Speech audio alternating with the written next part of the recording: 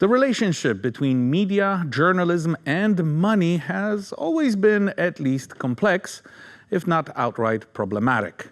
What's good for keeping societies accurately informed is not necessarily good for the bottom line.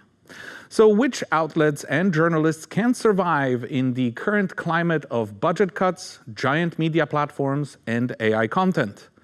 I'm Tomasz Koper, and this is Connected on TaiwanPlus.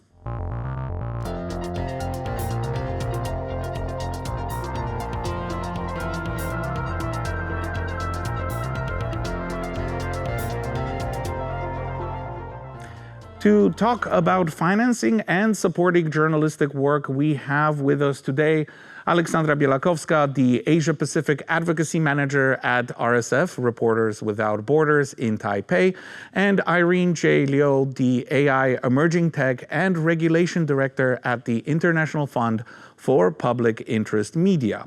But before we jump into a discussion, I want us to take a look at how Taiwan fared in RSF's latest Press Freedom Index. Overall, Taiwan went up 3 spots, jumping from the 27th to the 24th position globally. But when we look at the score breakdown, we see that not all indicators improved. In fact, the political context for media in Taiwan fell by almost 2 points compared to last year. On the other hand, the social index saw the biggest improvement, over 4 points, followed by economic, up about 1.4. Aleksandra, could you explain what those numbers actually indicate when it comes to Taiwan's media landscape? As you mentioned, the Taiwan global ranking went up, but securing Taiwan's security's position as the first in Asia, second in Asia Pacific, just after New Zealand. But when we go more in depth with the index analysis, we see that the situation has actually not improved so much overall. You mentioned the social indicator that went up more 4 points this year, and we explain this partly by the rise in the public trust in the media in Taiwan. This is something that is also reflected by the Reuters Institute Taiwan report, where in the scope just of 5 years since 2020, the media trust have grown from 24% to 33% in 2025. So this is actually quite a huge increase in such a short period of time.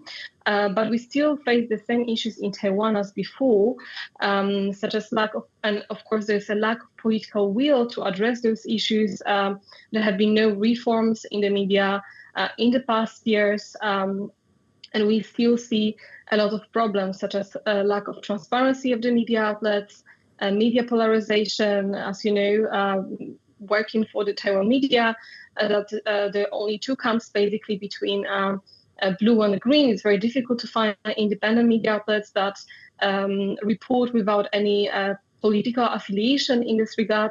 But there's other problems, such as lowering media trust. I said it's grown in the past years, but it's still one of the lowest comparing to other countries and democracies, not only in Asia Pacific region, but more broadly, globally, and around the world.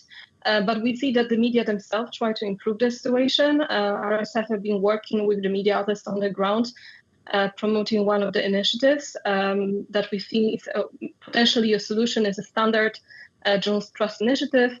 And Radio Taiwan International is one of the public broadcasters, actually the first to join this initiative, just published its audit and was certified with this standard. So we see a lot of space for improvement, but we also see some positive changes overall.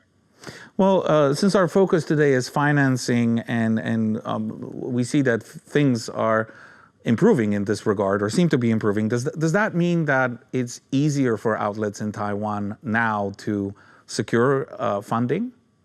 Oh, maybe go again first into the indicators, but because when we really have a good look into the situation and where this economic indicators place right now, it's actually the lowest among 5 that we assess. So political, legal, social, cultural, and safety. And it only grown by 1.3 points. and it's still considered in the category of the problematic countries. So not even satisfactory or and good. It's really bad comparing to other democracies around the world and in the regions. At the same time, what I've seen in the past few months happening in the Taiwan parliament is also showcasing that, especially in terms of the political parties, they really don't understand that this economic independence also of the public broadcast is very important.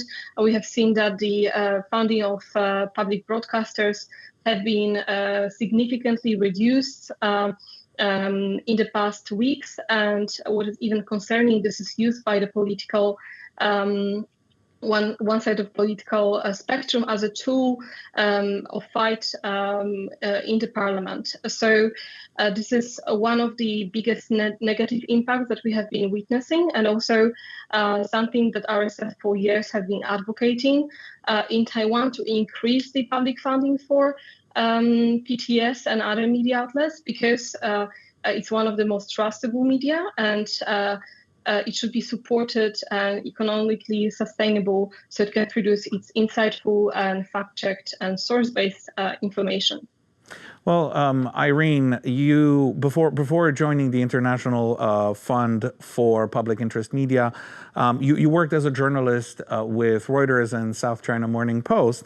So from your experience, what does inadequate funding, or how does it influence, when it is inadequate, the quality of a journalist's work? I think that this is something that is incredibly important to discuss when talking about freedom of the press, because of course there are many macro issues that put pressure on journalism, whether you're talking about the political, legal context and physical security as well, and digital security. When you're talking about economics, this is a problem that every business faces, but for journalism, it can be existential, because you can't change the costs of the fact that you need humans and you need technology and you need many inputs to do journalism. And depending on the context, you also need funding to protect journalism from lawfare, from defamation lawsuits, in terms of, kind of the infrastructure of journalism. And the business model for journalism has been under pressure and increasing pressure essentially since the advent of the internet. We've seen that digital advertising has not compensated for the income that you could have from physical advertising. And increasingly, one of the biggest challenges that we face is that, people are getting information from everywhere, and they don't necessarily want to pay for news. So this also becomes an issue of who has access to high quality information. The people who can afford subscriptions are suddenly in a better position to get high quality journalism, which is increasingly the business model for journalism: reader revenue, subscriptions, membership, and others. And then those who can't afford those subscriptions may not actually have access to the same level of quality. So, we see this as a challenge for the journalism on the production side, and then also on the consumption side. And one point that I really think we should make on this is that this opens up the opportunity for, when there's increasing pressure on the business model, for capture of media, right? So business interests, government interests, and others can suddenly, when they are the ones who are investing, when they increasingly own media, that puts additional pressure for the kind of freedom of expression in journalism. Well, I want to drill down into revenue streams and business models a little later in the program. But speaking of interests, Aleksandra, what trends are we seeing in Asia when it comes to media ownership and funding, kind of pulling back from Taiwan a little bit? Yes, of course. And although we know that the physical attacks against journalists are the most visible violations of press freedom, especially in this region, economic pressure is also a major, very deep problem, especially that we witnessed this year. And the economic indicator of the RSF Press Freedom Index now stands at an unprecedented critical low in the Asia-Pacific region. And we see this with the that only more than 20 countries out of 32 countries evaluated in the RSF Press Freedom Index in the Asia-Pacific region have saw the economic indicators drop in the index this year. And this situation is related to many factors depending on the countries we analyze. But if we start with the most authoritarian regimes in the region, we see the systemic control of the media and the funding. So in the countries where the media outlets are basically would be considered same as state propaganda. So in North Korea, China, or Vietnam, all propaganda tools are entirely subordinate to the country, totalitarian and authoritarian regimes.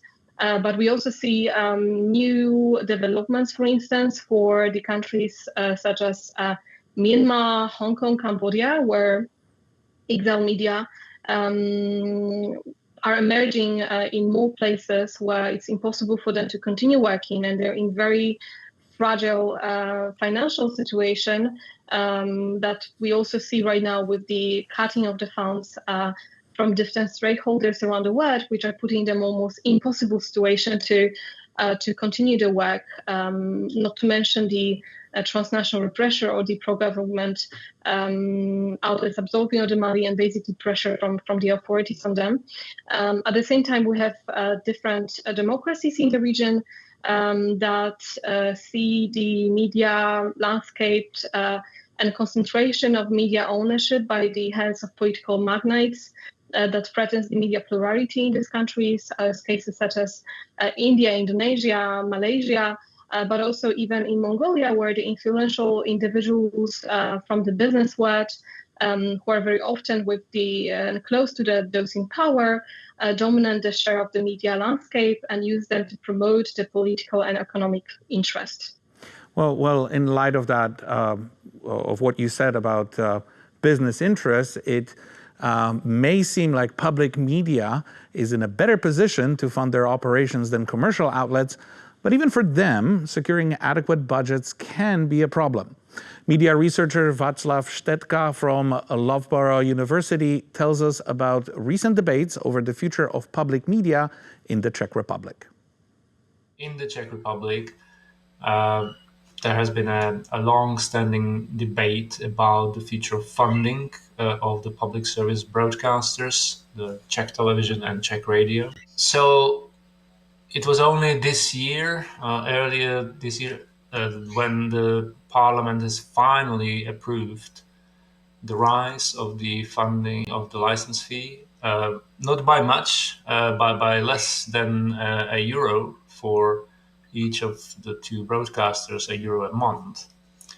But even such a relatively small hike was very much opposed by not just the parliamentary opposition, but also by commercial broadcasters and other commercial media who were very much critical of the idea that public service broadcasters should be funded via license fee. Aleksandra, are we seeing both models of funding public media in Asia, license fees and direct contributions from the budget? Is one of them more prone to exerting influence over public media? Thanks so much. And actually, when we analyze the situation in the whole Asia-Pacific region, what we see is that both forms of this financing exist for the public broadcasters. So they're either dependent on license fee or the government subsidies or mixture of both. We have countries which have entirely dependent,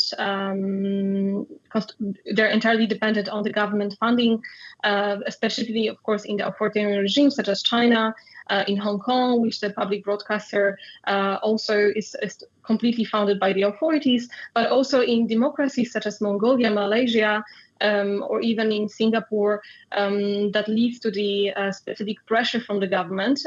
We see this also in developed democracies such as Australia, for instance, when depending on the time frame, depending on what kind of government is in the power, in the past we saw the government pressure on such broadcasters, which is dependent on the funding from the government.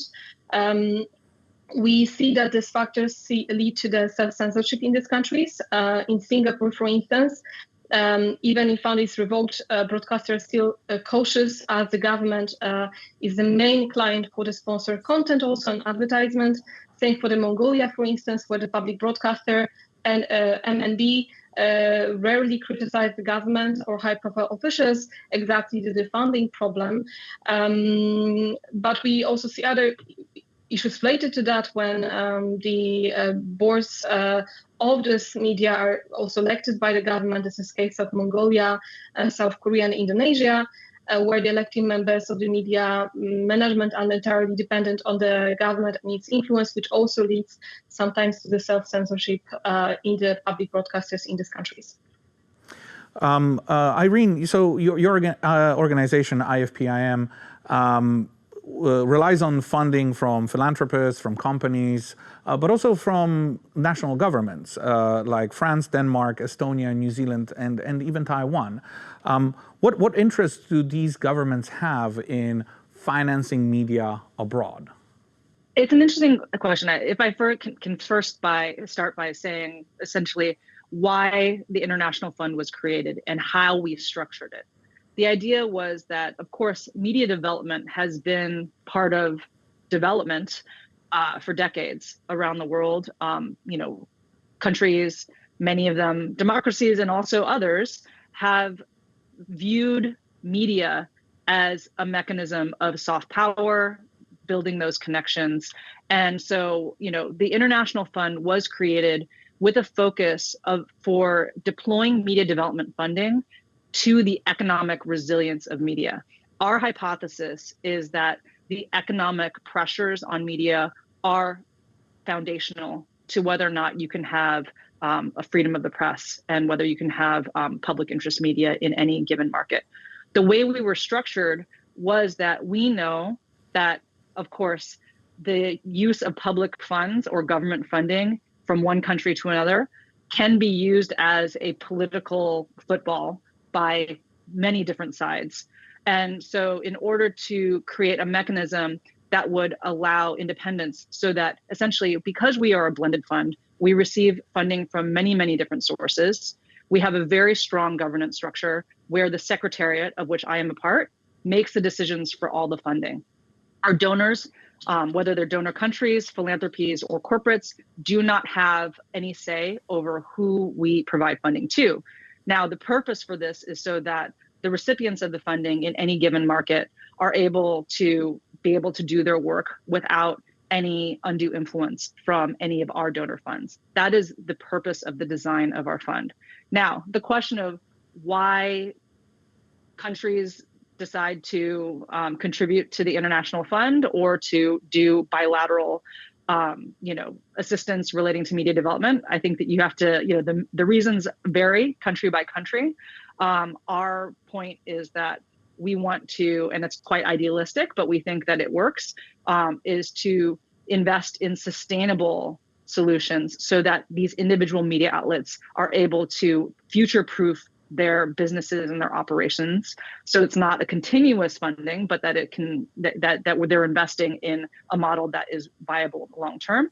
And then also to on the other side to work towards taking that foundation of economic resilience and translating that into more ambitious journalism, to really strengthening the dividing line. Because what we have seen is that when the business is solid, the editorial side, which of course oftentimes is the one who really, really wants to push forward on kind of the high quality journalism, they have a stronger argument to make to be able to build those standards when the business is solid. Well, that sounds like a fantastic goal, and I'm glad that good work is being done. How much do you trust public media in your country? And has it kept up with the digital transformation? Share your thoughts in the comments below or write us a letter. We'll find someone who can still read handwriting. Click the video beside me for a discussion of how technology is changing our media consumption and the work of journalists. And subscribe to our channel and click the notification bell if you don't want to miss more stories on tech and finance from Taiwan.